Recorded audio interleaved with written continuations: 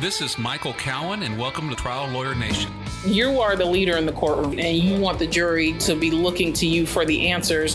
When you figure out your theory, never deviate. You want the facts to be consistent, complete, and credible. The defense has no problem running out the clock. Delay is the friend of the defense. It's tough to grow a firm by trying to hold on and micromanage. You've got to front load a simple structure for jurors to be able to hold on to. What types of creative things can we do as lawyers, even though we don't have a trial setting? Whatever you've got to do to make it real, you've got to do to make it real. But the person who needs convincing is you. Welcome to the award-winning podcast, Trial Lawyer Nation, your source to win bigger verdicts, get more cases, and manage your law firm. And now, here's your host, noteworthy author, sought-after speaker, and renowned trial lawyer, Michael Cowen. Welcome to today's Trial Lawyer Nation. I am joined today by a great lawyer and a great friend out of the state of Michigan, Bruce Inosencio. He just got a record-setting verdict in Michigan, and he's nice enough to come on and talk to us about it. How are you doing today? Fantastic, Michael. Thanks for having me. I really appreciate the opportunity. Well, thanks for coming on board. And before we get started, I always want to thank LawPods. LawPods is nice enough. You've got to meet Rob from LawPods right now. We're getting ready. They make life so easy for us. You and I just have to talk. They do all the rest of the work, all the technical stuff, the editing, the putting it out there. So if you're thinking about doing a podcast, I highly recommend LawPods. So Bruce, let's just jump right in and talk a little bit about you and your practice. Okay. I'm sorry, but yes, you and your practice. Give me a little bit of background of who you are and what you do. Yeah, so I've been practicing since 1998 here in Michigan. I'm admitted also in Florida and Texas, and most of my practice is developed here in Michigan. We also have an office up in Sheboygan up north. But I was born and raised in Jackson, my hometown here, where our office is located. And we handle truck crash cases, nursing home abuse and neglect cases, which is the verdict that you were referring to. That's a nursing home case. And then we handle business disputes and construction claims on large residential and commercial projects as well. So I've been with my partner, Christina, here at the firm since 2003. She came in as an associate, and then she became a partner in 2009. And we have a great team here. I'm blessed to be able to say we have a fantastic work culture. We work hard together. We play hard together. We have a lot of fun. All of our spouses get along. We really enjoy the team that we have built here. And it makes it fun to come to work every day. And quite honestly, I don't even feel like it's work because I enjoy getting up every day, getting after it with these people and working hard to do great work for our clients. That's awesome. You mentioned a number of different practice areas. Right. And that intrigues me. How do you stay up and do high level work on, multiple practice areas at a firm? Yeah, so I have been involved in the construction industry from a legal perspective since about 1999, 2000, somewhere in there. And I've been an advisor to our local home builders association, and then also legal counsel for the Jackson Commercial Contractors Association. I also do some outside counsel work for another large entity when they get into large construction disputes. And so we have been doing construction work for about 20 years here. And so I'm intimately familiar with all the processes that go along with it from a legal perspective.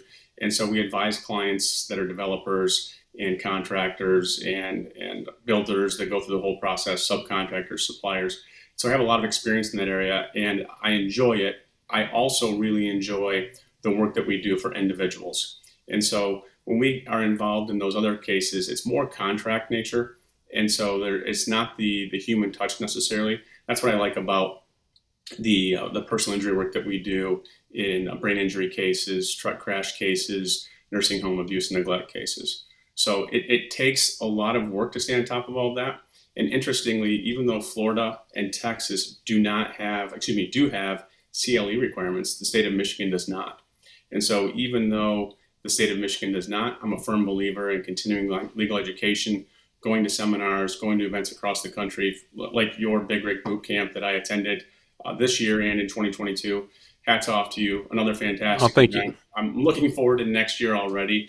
And those type of events that give you an opportunity to meet and network with people that are in the same arenas, doing the same type of work, have the same questions, face the same problems. that's what I really look forward to doing. And I would consider myself to be a full-blown lifelong learner. And I'm always looking to learn more about the various practice areas that we handle. So I really enjoy that. And I love to read. And I'm always reading something. I'm sure it drives my family crazy, but I'm always looking forward to reading new materials. Well, great. And of course, you don't have to wait till next year to do Right. big rig stuff. We actually have a big rig masterclass as part of the Trial Lawyers University in Las Vegas. It's coming up. My masterclass is going to be October 16th, but the whole event is going to be October 16th through 19th. And not only am I speaking and putting on a class, and lots of other wonderful speakers, many of whom have been on this podcast, Joe Freed, Rex Paris. I don't know who all is going to be there, but a lot of great lawyers are going to be there. And we're actually, Trial Lawyer Nation is getting a lounge that people can come if you want to get a drink or a snack, but also we're going to be recording live podcasts. So if you want to come and check out podcasts getting recorded, we don't have the schedule yet. It's still all in the works, but it should be a really cool event. If I can make it, I will be there. We have a trial around that time, but if that doesn't go that week, I'm gonna do my best to be there, because I know many of the speakers that are attending. Phil Miller is planning to be there, for example, and his book, Advanced Depositions, fantastic book. Yeah. Much like your book, Big Rig Justice, another great book. If you don't have that already, I know you do, but if your listeners have not yet picked that up, they need to. Fantastic book. No, Phil's great.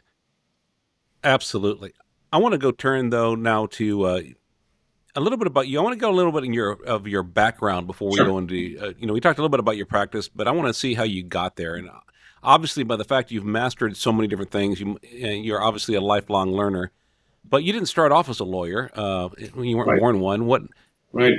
Tell me a little bit about you before you went to school. Sure. So I was born and raised here in Jackson, and I had a great upbringing.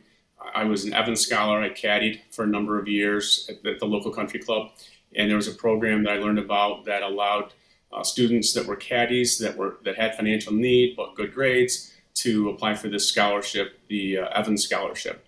And so I applied. I was a recipient. I was very fortunate and had the opportunity to go to the University of Michigan on that scholarship for free. And that scholarship was started by a golfer who wanted to maintain his amateur status. So he donated his winnings so caddies could go to college at Northwestern for free. And then they donated, and he got other people to donate. And this has been going on now for several decades. And Wow. so across the country every year, there's about 1,000 Evans Scholars in school at major universities, not just here, in Big Ten schools, but across the country. And they're going for 4 years for free. And many of my friends and I would never have been able to have that opportunity without that scholarship. It's life-changing. And so, I'm always a big believer in paying it forward, because if someone had not paid it forward for me, I wouldn't be talking with you today. I wouldn't have the opportunity to help our clients and do the work that we do. So I went to the University of Michigan for 4 years. Initially, I was thinking I was going to go into Wall Street and work there. I love numbers. I really enjoy working with numbers. And then I realized Econ 201 just bored me to death. And I gave 202 a chance. That also bored me. And I said, hey, this is not for me. I need to do something different. And so I eventually realized that I love the challenge of law, what I thought that could provide. I love to compete. And so I decided to go to law school. I went to Pepperdine University out in California for law school. I had a great education there. And I've been practicing back here in Michigan since 1996.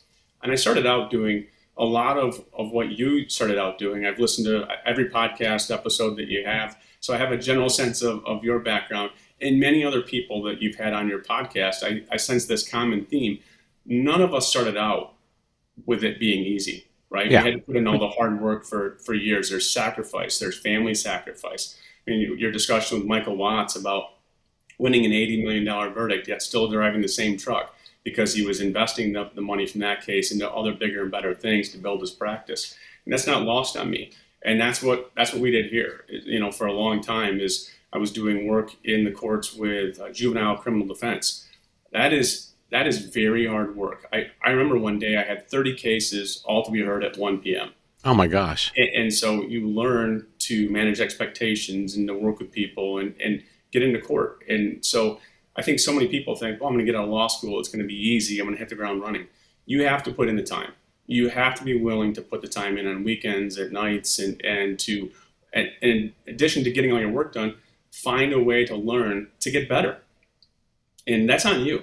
And you have to make that commitment. And if you don't make that commitment, you will not get great success. At least that's my impression of how this should go. And that's how it has gone for me for almost 30 years. And you've had a lot of success over your 30 years. I don't want to talk about, before again we get to the trial, what are some of the things you've done to develop yourself as a person and as a lawyer so that you can get record-setting verdicts? Well, there's a lot that goes into that. That's a really full question. First thing is, I have a fantastic wife, and if you do not have support at home with a family that realizes, hey, dad's going to be a little bit late for dinner, or he's going to have to work on the weekends. I've never missed, except for one event that I can think of, any of our 4 sons' events. And they were in sports all through school. They've all since graduated. But to make that happen, that means maybe I'm leaving work early to go to those things, but I'm working until midnight to get all my work done. And other people are having to help do other things. And my wife's a teacher. She's very busy, but she's extremely supportive. If you don't have that support, you're going to have some difficulties. And you could ask any one of my sons. I've always said, most important decision you'll ever make in your life is who you spend the rest of your life with. And that's, if you don't have that, you can't get stuff done. Yep. So you've got a good wife, but as far as, practice, that's really development as a person. Practice development, what have you done to get better as a trial lawyer? You have to read.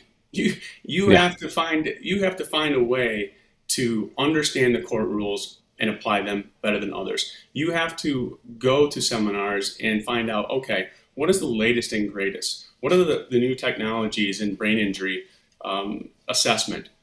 Going to the AAJ event this past weekend in Nashville, I didn't really have time for that, but I made time. I sacrificed other things so that I could go learn and understand, hey, what is everyone talking about? What should we be doing for our clients? How do we make that happen?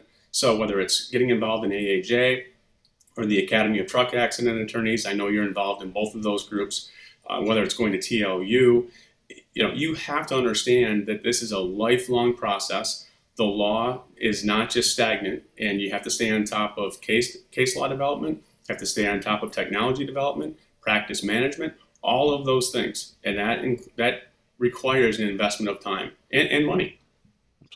Any teachers or consultants or anyone you've worked with that have been really good? So and kudos to you again. I would not have heard of Sari Delamotte in all likelihood had I not heard of her on one of your earlier podcasts. And, I listened intently to that episode, and I've listened to it a couple times since then. And so I thought, that's a really interesting concept. And I heard you mention the inclusionary voir dire in your discussion with Joe Freed as well. And so I went out and bought her book, Hostage to Hero. I've applied it in a couple cases. I applied it in this case that we're here to talk about. And just the whole idea about developing this tribe, it's been transformational for my practice. So I would say that's a big key. Another one is Mark Koziarski's book about 30B6 depositions. Oh, yeah. That's fantastic. And then attending the Advanced Depositions College that the AAJ hosts in New Orleans every January. I went to that in 2022. Wish I had gone to that 20 years before. And I'm going back again in 2025 because... Go ahead. Yeah, I send every new lawyer at my firm to that. And I want to take everyone in my firm there because, we had a small group with, my leader was Steve Laird. He did a fantastic job. Tom Grillo was on my 4-person squad. He just had a fantastic settlement that was a result of, it was near the end of a 6-day trial. And I asked him, I said, how important was that Advanced Depositions College? And he said, it meant everything.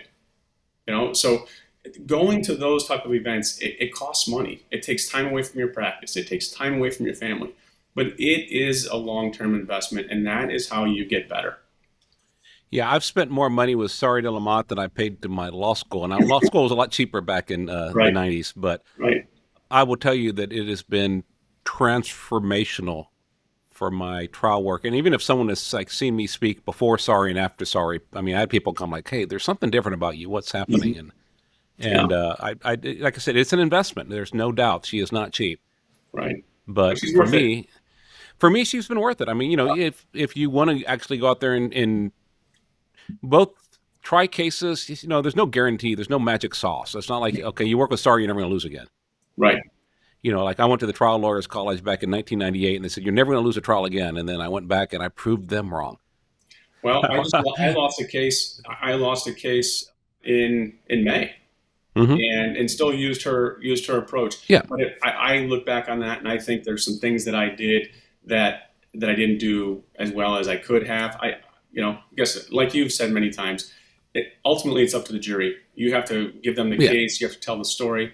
And so I agree with you. It's not a secret sauce. You're not going to win every case. But if you're not losing cases, right, you're just not trying enough of them. Exactly. It's like being a race car driver that never goes off the road or crashes. Yes. I mean, you have to find your limits. But also, you could try a perfect case and still not get a great verdict, or you can totally flub up a case and still the jury likes your client or believes in the facts, and you can still win. So there's a little bit of randomness to it. But, you know, when you do it right, you increase the odds of winning. And I think the other thing with Sari is that working with her, I've learned mindset stuff just where it's now fun for me. Yeah, you have to take that approach. I remember in this case we had back in March with the nursing home case. I remember writing down on the legal pad in all caps and underlining the word breathe, and I kind of slid that over to my associate sitting next to me, and he said, "Is that for you or for me?" And I said, "Well, it's kind of for both of us." Exactly. So tell me a little bit about this case then.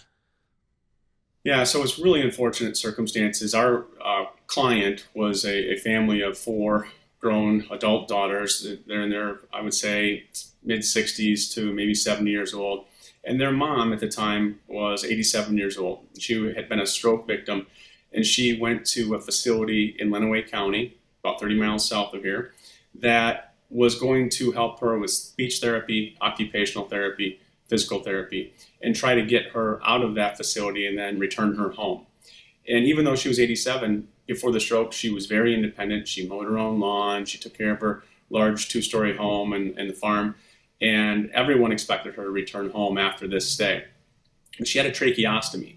And so as a result of that, she was unable to communicate with speech to the people that were providing care for her. And so she was 100% relying on them. And what's a tracheostomy? So she had a tube basically in her throat that allowed her to, what it was doing, it was allowing her to breathe properly. And then she also had a PEG tube. So this PEG tube is where she received her food. And so between the tracheostomy and the PEG tube, she had a number of different issues. But what was problematic was that she was at high risk for dehydration. And everyone that was there working with her knew that she was at high risk for dehydration based on her circumstances and her medication. And so she went into this facility, and the first 10 days she was there, she didn't have a bowel movement. And they kept checking the box saying that she was not constipated. What? Well, that's a problem when you go for 10 days without a bowel movement. And then she did. And then after a couple more days, she then started another long period of time, and she was 17 days without a bowel movement. And at the end of the 17 days, they ended up realizing that she was non-responsive, and she was taken across the street to the hospital, and she was found to be severely dehydrated, and she had fecal impaction. So she had a 10-inch wide stool, and her system was shutting down. And the doctors at that hospital told the daughters that the damage was so severe that it was unlikely that she would make it. And so they made the very hard decision of putting her into hospice, and then she died about 17 days later. So it was a tragic outcome, completely avoidable and preventable. But still an 87-year-old. I mean, in the jury allowed, I think, $6 million in damages. Correct. And it was a small rural county, never had a verdict anywhere close to that high in any case before. Right. Yeah. So what they did is they awarded $2 million for her pain and suffering, and then $4 million, which is $1 million to each of the daughters for the loss of those relationships. And how did you persuade a jury to allow, multiple 7 figures on a case of an 87-year-old? I mean, and with no economic loss, just. So I knew that would be a challenge. And as a result of that being a challenge, what we did early on was a focus group. And your most recent podcast guest, Sean Claggett, talked a little bit about his work with John Campbell.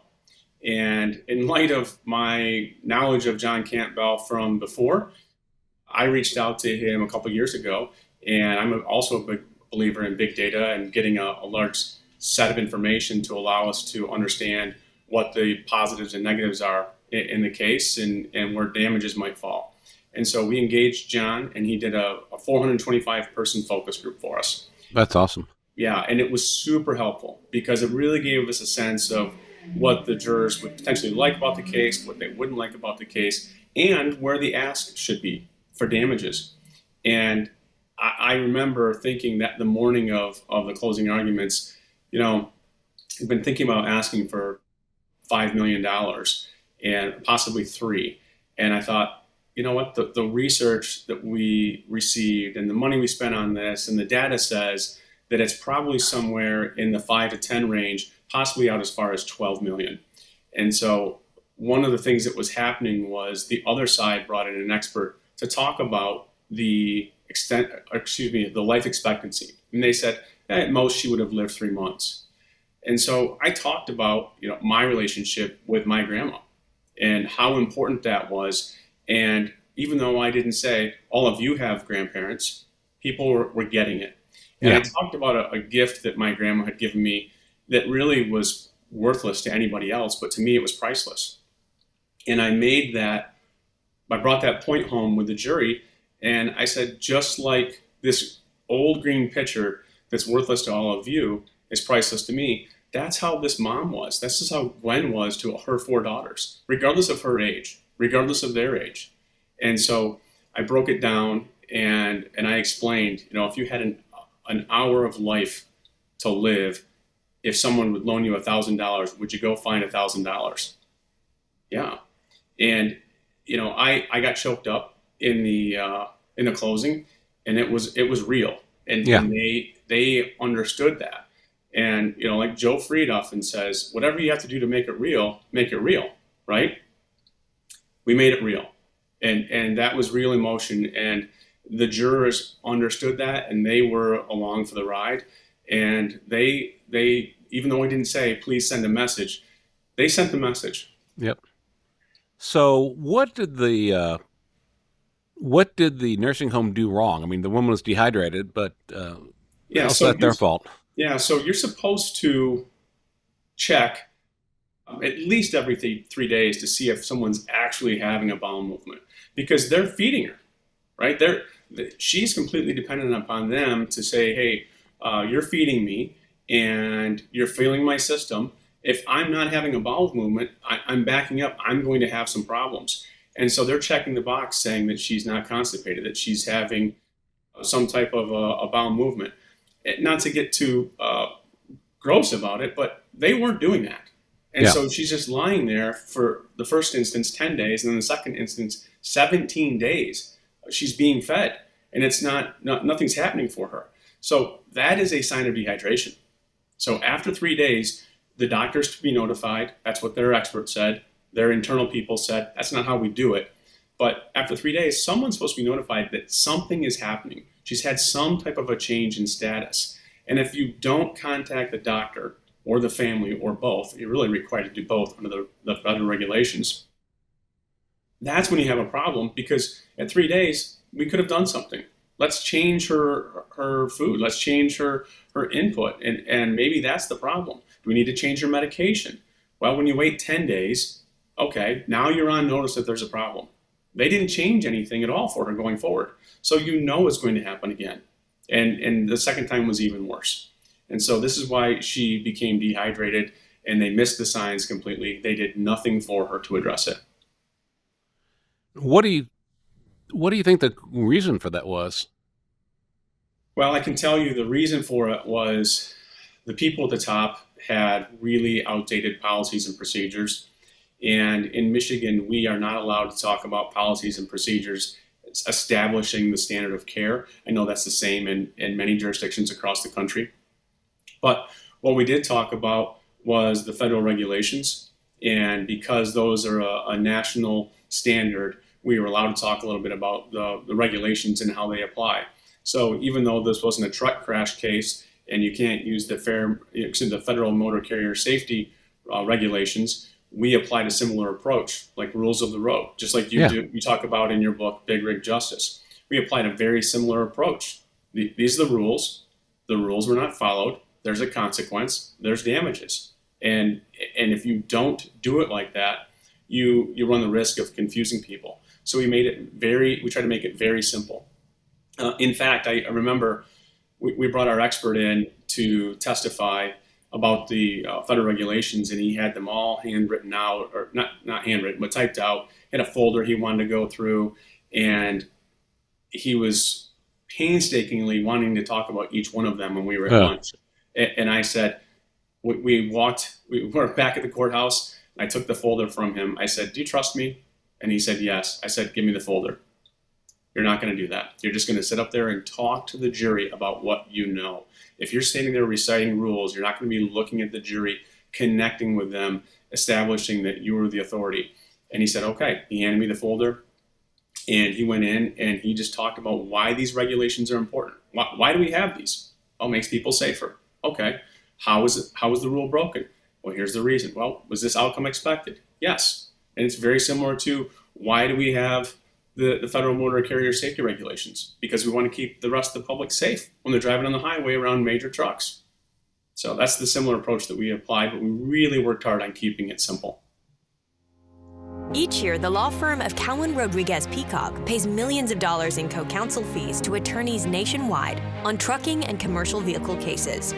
If you have an injury case involving death or catastrophic injuries and would like to partner with our firm, please contact us by calling 210-941-1301 to discuss the case in detail and see where we can add value in a partnership. And now, back to the show. I think that's so important. It's if it's too complex for an expert to explain without talking about 10 or 15 different regulations, then how is a nursing assistant at a nursing home supposed to know? Right. Yeah, agreed. We also used a lot of visuals to make it simple. We used some foam boards. We used a large electronic board. It's called a Vibe board. It's a 55-inch touchscreen television that we would use to show video deposition clips on, but we'd also use the various, I shouldn't say various, but the pertinent regulations that applied in this case. And we just put that up there, and I'd walk the jury through it one at a time, and with our expert and with opposing experts. And it's hard to deny that when it's staring at the jury right in front of them. What kind of stuff did you do with the foam boards? So the foam boards, what we did is, of course, she has hundreds of pages of medical records. And so what we did is we picked out the ones that we felt would be most impactful, and we just would do one record to a board. So, for example, one of the boards that we had was her bowel elimination chart, and you can see that none of these boxes are checked off, and they're supposed to be. And when you walk the jury through and say day 1, day 2, day 3, and you're standing up there in front of the jury and they're seeing it, it's really hard for the other side to get past that obvious fact that she had 10 days and then 17 days. And then we left that up there while the other side was doing their opening. We talked about it again in closing. We talked about it with multiple witnesses. It's really hard to get past something like that when you can show that this is the document that everyone was aware of. Yeah. And then we also talked about her admission chart that talked about her being at risk for dehydration based on the medications that she had and the fact that she had a tracheostomy. What was the defense? Wow. It's interesting that you asked that question, because I was trying to figure out what the defense was, but what it really came down to was the standard defense in a nursing home case is that she was already old, sick, and dying, right? They wanted to talk about all these comorbidities. And so we kind of flipped that on its head, did a little bit of a judo move and said, guess what? When she came in there, they knew that she was old, that she was recently sick, and that there was a potential that she would die. But they took her in anyway. And they took the money to provide this care for her. And so if you can't provide the care for her, why did you take her? Yeah. It just became obvious, I think, to the jury that you're taking in all this money. And we didn't get into the exact amount of money, but people understand that nursing homes are expensive. And that when you go there for rehabilitation for a stroke, or you go there for long-term care, you're getting paid to provide a service, and just allowing someone to sit there and not get that level of care, it was truly sad. And the jury was interesting. I think every single person on the jury either knew someone in their immediate family or knew a friend or a family member that had a stroke, but yet recovered from it and was able to continue enjoying life. And so I focused on that in voir dire. And again, in closing, and said, I remember looking at one juror in particular. I'd never heard of this happening before, but her son had a stroke when he was 4. Wow. And I said, I remember saying in closing, even if someone's 4 years old, they can have a stroke and live a productive life for many, many years beyond. So just because she had a stroke doesn't mean that you can stop giving her care because you think she's already going to die. And people in the jury were nodding, and they understood that their other family members went on to have, long, lengthy lives after a stroke. And so they got it. So tell me about jury selection. What was your approach to jury selection of this trial? Yeah, so we really tried hard not to get rid of anybody if we felt that they could be a good member of the team. And so the one person that we got rid of, only because she had a family member down in Texas that was near death, and we knew that. And so we said, listen, we're not going to keep you here. We want you to be able to be with your family. And so we let her go.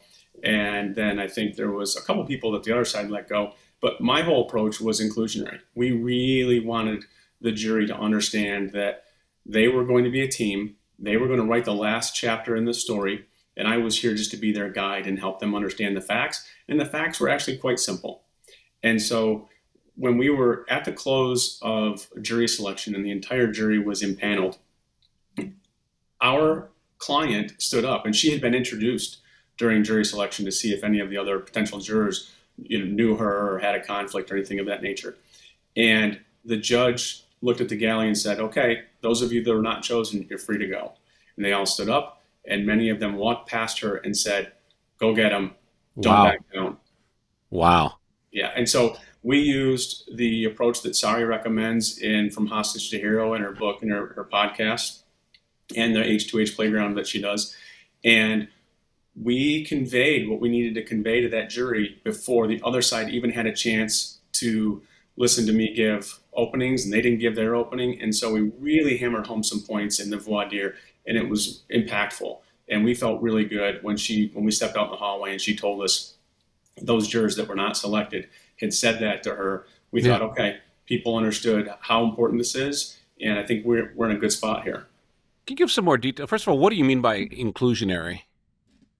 Yeah, so the whole idea is to understand that the jurors that you're looking for are willing to be there. They're willing to participate, that they have an opportunity here to not be a hostage, but as Sari says, and you've said before, to be a hero, like Carl Bettinger's book, right?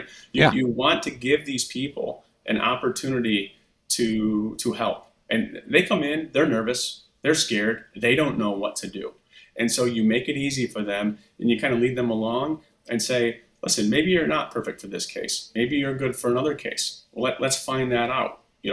How important would it be for you to understand X? And why, and you kind of walk them through the process, and you can see them nodding their heads, and you're using, body language and pauses and, hand gestures to get them to look at each other, and it works. You can tell when people are forming a group, and you can tell when they're not.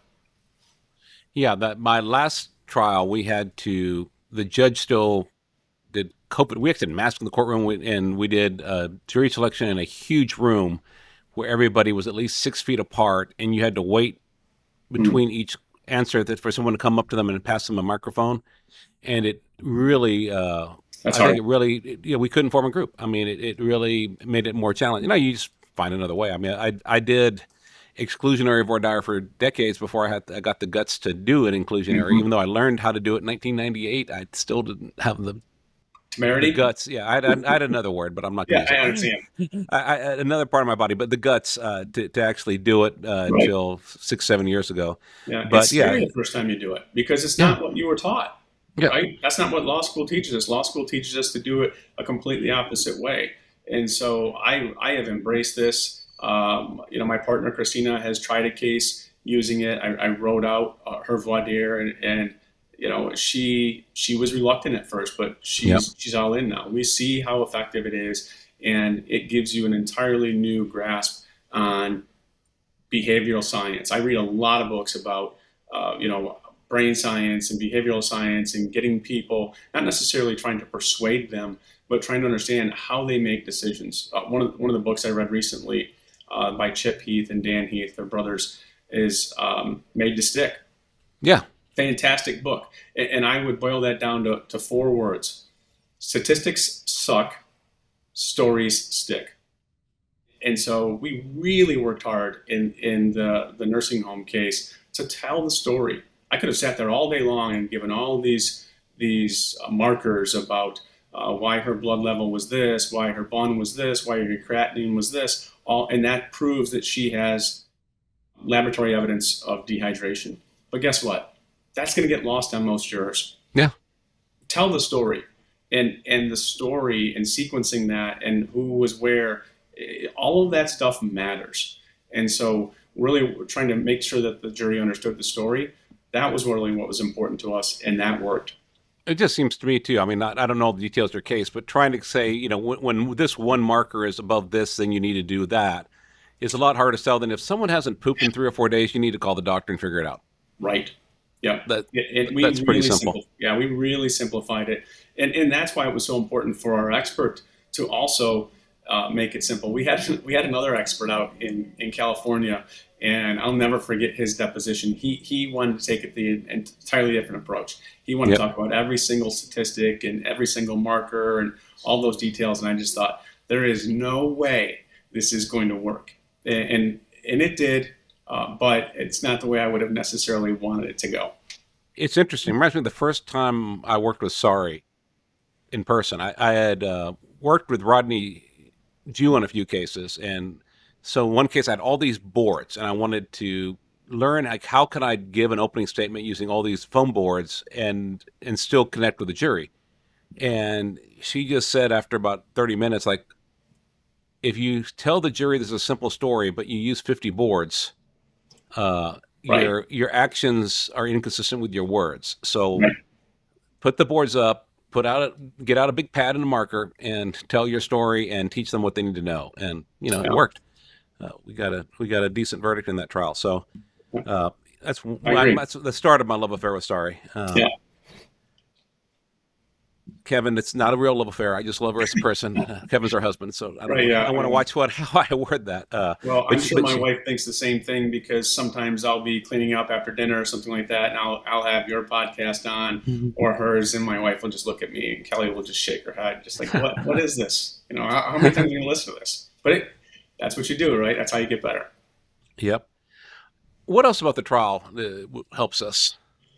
Yeah, so one of the things that I really wanted to do was to make certain that the jury understood that this wasn't just me trying this case, that we had a team of people. And so we really worked hard on moving the people around besides me at the table. So we started with Ryan up front, and then we brought Christina up front, and so on and so forth. And anytime we had a decision to make, the 4 of us would get together. So it'd be me, my partner Christina Fisk, Ryan O'Dowd, our associate attorney here, and then Val Schutte, who's taking the bar next week. She's a paralegal at the time. And we put our heads together to make decisions, because I can't see everything. I can't hear everything. There's way too much. I know you and Mallory try cases together. Christina and I try to try cases together as well and take that team approach, because 2 heads are better than 1. And I think as long as you're sharing the information early enough in the case, it makes it effective. I will say, on the other side of the case, they had 2 people as well, but the person that came in toward the end, there were so many details that he hadn't picked up on yet because he came in so late. I think that hurt them.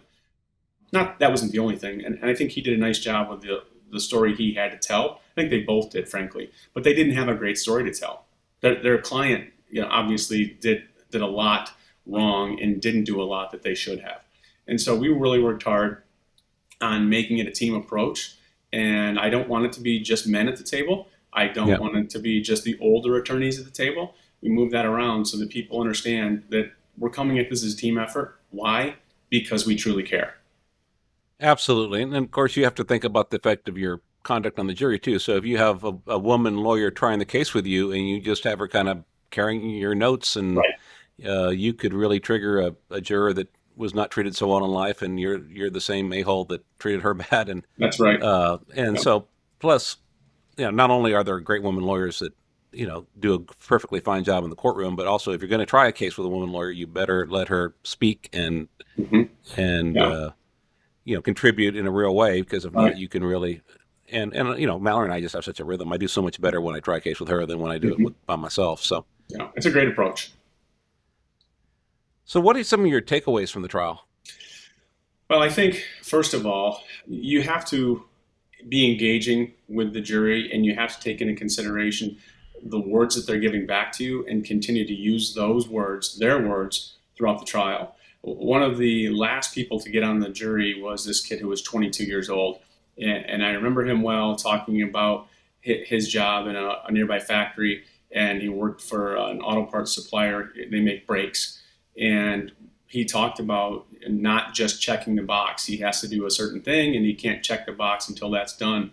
And so I asked him about the importance of that, because I knew our case was about checking the box even though something wasn't done. And so we continued that theme through. We had a couple of other jurors that gave us pieces of information that I thought we could, meld into the discussion. And so I think you have to have your approach laid out in advance. You have to practice. You can't just write your closing out on Sunday night if trial starts Monday morning. You have to practice this. But then you have to be flexible, and you have to be willing to derail your perceived story a little bit to kind of bring in some of the elements from the jury. And so if someone on the jury talks about the importance of their faith, well, I might ask my client about that. If someone on the jury talks about the importance of not just checking boxes, but actually doing the work, I'm absolutely going to talk about that. If someone else talks about the importance of following rules because they're a leader at work, they're a boss, we're going to talk about that. And so if you can connect the jury and their stories to how this impacts their life, even though they don't know this family, that rings true. And so we really tried to do that, especially in opening, closing, and voir dire. That's brilliant. That is really, I love that. And that is so important because they're the ones deciding the case. And so the more you're kind of agreeing with them instead of trying to persuade them. Right. You can't, as soon as you start telling the jury that they're wrong, you've lost them. Absolutely. Any other advice for listeners? I'll give the same advice that my wife has given our kids every day for the last 28 years. Be kind, work hard, and listen. Bruce, thank you so much for joining us. I've appreciated your friendship over the years and getting to know you, and I really appreciate you coming on and sharing some of what allowed you to have this great success so that all of us can have similar success. Oh, thank you, Michael. Thank you all for listening. Again, I hope to see people there in Las Vegas in October. It should be fun. If you're there, come by the booth, say hi, and join us next time on Trial Lawyer Nation. Thank you for joining us on Trial Lawyer Nation. I hope you enjoyed our show. If you'd like to receive updates, insider information, and more from Trial Lawyer Nation, sign up for our mailing list at triallawyernation.com. You can also visit our episodes page on the website for show notes and direct links to any resources in this or any past episode. To help more attorneys find our podcast, please like, share, and subscribe to our podcast on any of our social media outlets. If you'd like access to exclusive, plaintiff lawyer-only content and live monthly discussions with me, send a request to join the Trial Lawyer Nation Insider Circle Facebook group. Thanks again for tuning in. I look forward to having you with us next time on Trial Lawyer Nation. Each year, the law firm of Cowen Rodriguez Peacock pays millions of dollars in co-counsel fees to attorneys nationwide on trucking and commercial vehicle cases. If you have an injury case involving death or catastrophic injuries and would like to partner with our firm, please contact us by calling 210-941-1301 to discuss the case in detail and see where we can add value in a partnership. This podcast has been hosted by Michael Cowen and is not intended to, nor does it create the attorney-client privilege between our host, guest, and any listener for any reason. Content from the podcast is not to be interpreted as legal advice. All thoughts and opinions expressed herein are only those from which they came.